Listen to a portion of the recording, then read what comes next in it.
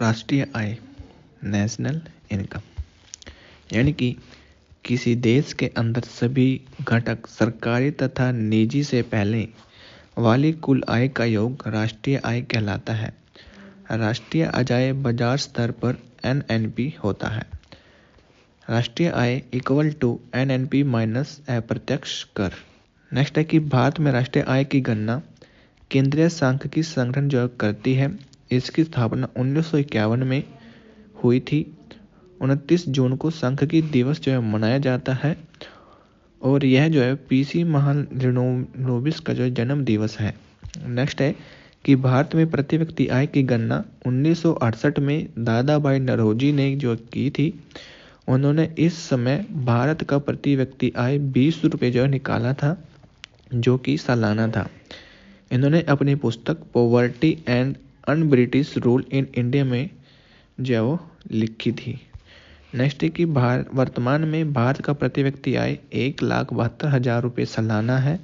किसी देश के प्रगति को दिखाने का सबसे अच्छा माध्यम प्रति व्यक्ति आय जो होता है। प्रति व्यक्ति आय की गणना कैसे की जाती है, तो इसका एक फॉर्मूला है, यानी कि राष्ट्रीय आय बटे में जनसंख्या। नेक्स्ट है कि हिंदू विकास दर। हिंदू विकास दर का संबंध राष्ट्रीय आय से है। राष्ट्रीय आय की गणना स्थिर कीमतों पर जो की जाती है। नेक्स्ट है कि चालू कीमत। चालू कीमत यानी कि चल रहे वित्तीय वर्ष को चालू कीमत कहते हैं। इस पर राष्ट्रीय आय जो सटीक नहीं निकालता है। नेक्स्ट की स्थिर कीमत बीते हुए वर्ष पर निकाला गया राष्ट्रीय आय का स्थिर कीमत कहलाता है। इसके लिए किसी वर्ष को हम आधार जो मान लेते हैं।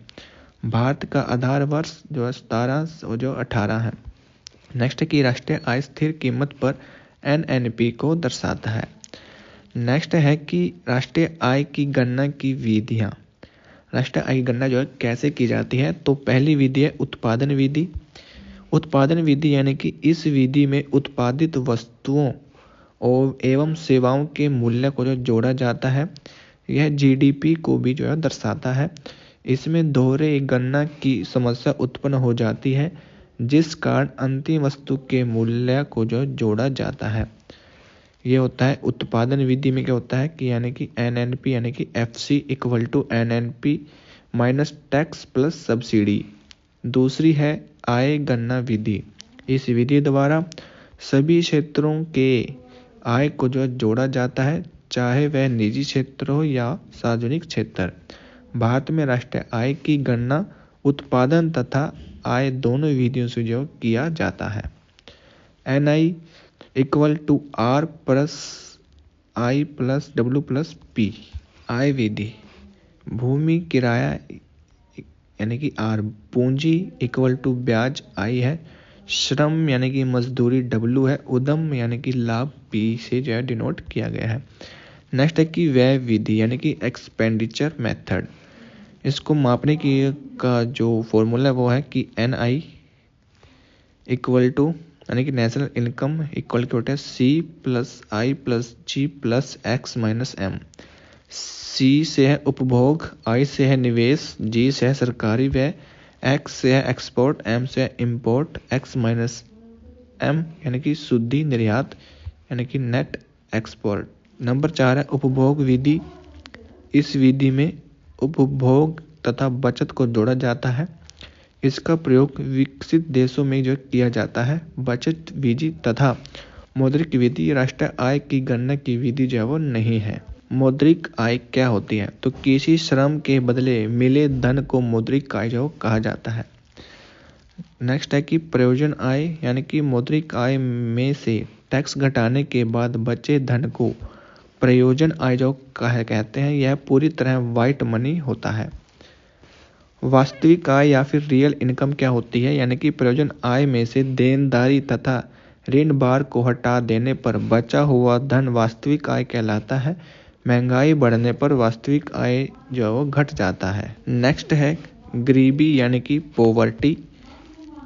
गरीबी उन वस्तुओं की पर्याप्त आपूर्ति का अभाव है जो व्यक्ति तथा उसके परिवार के स्वास्थ्य और कुशलता को बनाए रखने में आवश्यक है। गरीबी में 5 मूलभूत चीजों में से एक या एक से अधिक की कमी से जो हो जाती है। भोजन, वस्त्र, आवास, शिक्षा, चिकित्सा।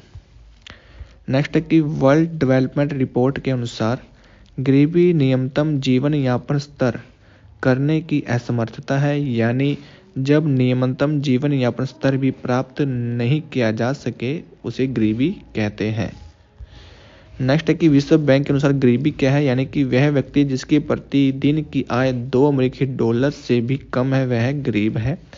और VM और N रथ फॉर्मूला 1971 में जो कि आया था के अनुसार ग्रामीण और शहरी क्षेत्रों दोनों में प्रतिदिन 2400 कैलोरी प्राप्त करने के लिए आवश्यक धनराशि जो। नेक्स्ट है कि सुरेश तेंदुलकर समिति जो कि 2009 में आई थी, इसमें कैलोरी के स्थान पर प्रति व्यक्ति मानसिक उपभोग व्यय के आधार जो बनाया गया था गरीबी मापने के लिए। शहरी क्षेत्रों में 33 रुपये प्रतिदिन और ग्रामीण क्षेत्रों में 27 रुपये प्रतिदिन से कम खर्च करने वाले लोग जो गरीब हैं।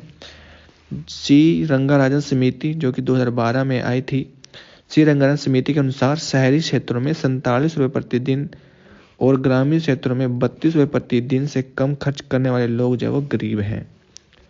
नेक्स्ट है कि राष्ट्रीय सांख्यिकी कार्यालय यानी कि नेशनल स्टैटिस्टिकल ऑफिस NSO 2019 में NSSO और CSO के विलय से राष्ट्रीय सांख्यिकी कार्यालय यानी कि नेशनल स्टैटिस्टिकल ऑफिस यानी कि NSO का जो गठन हुआ 2019 से पहले भारत में गरीबी का अनुपात NSSO द्वारा जो किया जाता था, जिसकी स्थापना 1950 में हुई थी, जो केंद्रीय सांख्यिकी और कार्यक्रम कार्यान्वयन मंत्रालय के अधीन था। केंद्रीय सांख्यिकी और कार्यक्रम कार्यान्वयन मंत्रालय, उसके बाद था राष्ट्रीय सांख्यिकी कार्यालय में बदला, उसके बाद ये नीति आयोग यानी कि data collection method. Data collection के 2 मेथड हैं। नंबर 1 है यूनिफॉर्म रिसोर्स गरीबी पीरियड, दूसरा है मिक्स रिसोर्स पीरियड। 1993 से 94 तक गरीबी का निर्धारण URP के आधार पर किया जाता था। लोगों से उनके 30 दिन के उपभोग के बारे में जो पूछा जाता था।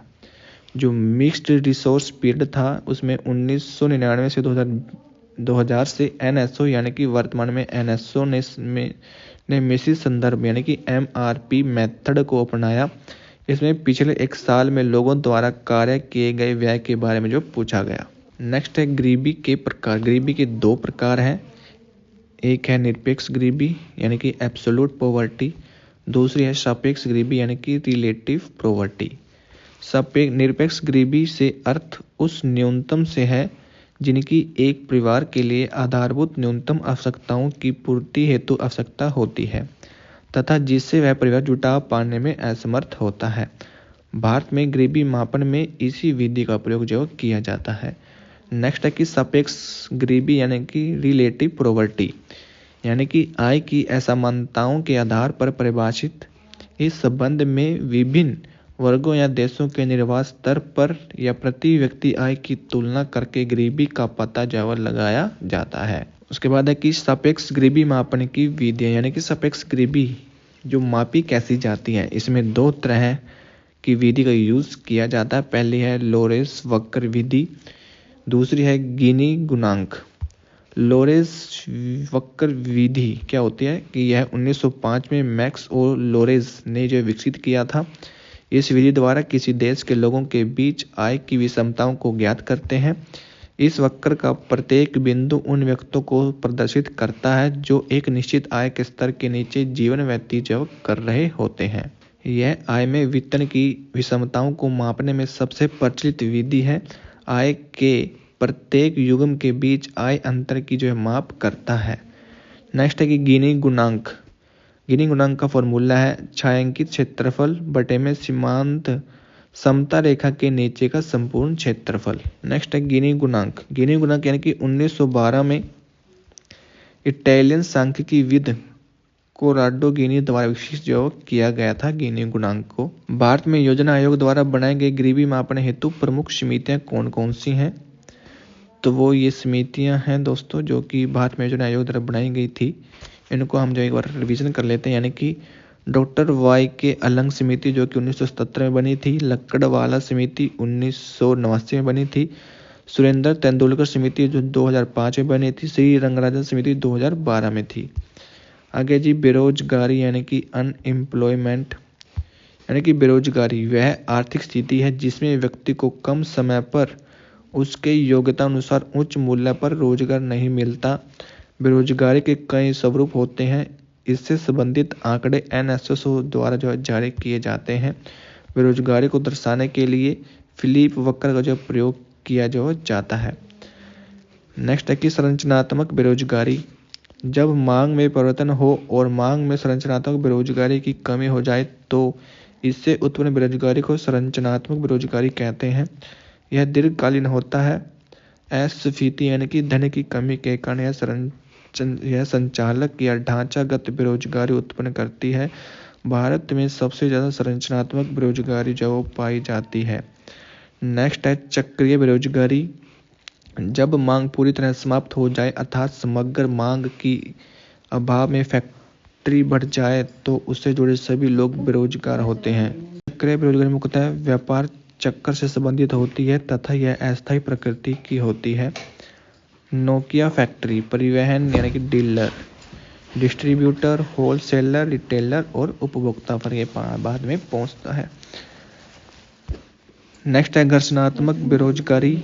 जब तकनीकी विकास होता है तो पुराने तकनीक के लोग तब तक के लिए बेरोजगार हो जाते हैं जब तक कि वे नई तकनीक सीख नहीं जाते, अर्थात नई नौकरी को खोजने के दौरान हुई बेरोजगारी घर्षणात्मक होती है। यह अल्पकालीन होती है। यह भारत के शहरी क्षेत्रों में देखी जाती है। नेक्स्ट है कि छिपी बेरोजगारी या फिर अदृश्य परछन। वह बेरोजगारी जिसमें मजदूर काम पर लगा हुआ तो दिखता है किंतु उसकी उत्पादकता शून्य होती है, अर्थात उसे नौकरी से हटा दिया जाए तो उत्पादन पर या उत्पादन में कोई प्रभाव नहीं पड़ता। कृषि क्षेत्र में यह बेरोजगारी देखी जाती है। नेक्स्ट है कि मौसमी बेरोजगारी। वैसी बेरोजगारी जो किसी खास मौसम में आती है मौसमी बेरोजगारी कहलाती है। भारत में या फिर भारत के ग्रामीण क्षेत्रों में यह बेरोजगारी सर्वाधिक पाई जाती है। फॉर एग्जाम्पल फसल कटाई के बाद किसान मंडी में जूस का कार्य जो करते हैं। नेक्स्ट है कि शिक्षित बेरोजगारी। जब किसी व्यक्ति को उसकी योग्यता के आधार पर रोजगार नहीं मिलता तो उसे शिक्षित बेरोजगारी कहते हैं। इसमें मजदूर अपनी कुल क्षमता से कार्य जो नहीं करता। नोट है कि ओकुन का नियम। यह नियम किसी देश की विकास दर और बेरोजगारी दर के बीच संबंध को बताता है। यह दोनों में विपरीत संबंध पाया जाता है।